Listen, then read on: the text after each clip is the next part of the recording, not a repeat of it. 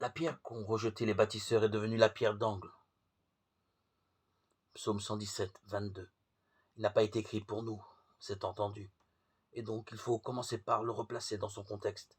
Le psalmiste a repris une symbolique bien connue que l'on doit au prophète Isaïe. Celui-ci, constatant la perte des valeurs dans la société de son temps, avait comparé celle-ci à un chantier de construction mal dirigé. Tout se passait comme si les dirigeants prenaient un malin plaisir à rejeter les bons matériaux au profit des plus mauvais. Mais le prophète était un prophète justement, et donc il savait que Dieu ne laisserait pas son peuple dériver indéfiniment. Tôt ou tard, mais à coup sûr, il interviendrait, il reprendrait lui-même le chantier en main. Autrement dit, il remettrait à l'honneur les vraies valeurs, la justice et le droit. Voici la phrase d'Isaïe, ainsi parle le Seigneur Dieu. Moi, dans Sion, je pose une pierre à toute épreuve, choisie pour être une pierre d'angle, une véritable pierre de fondement. Celui qui croit ne s'inquiétera pas. Je prendrai le droit comme cordeau et la justice comme fil à plomb. Isaïe 28, 16, 17.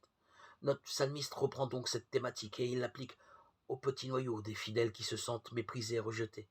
Il les invite à garder l'espérance et à continuer d'afficher fermement leur foi. Un jour viendra où la pierre rejetée des bâtisseurs deviendra la pierre d'angle.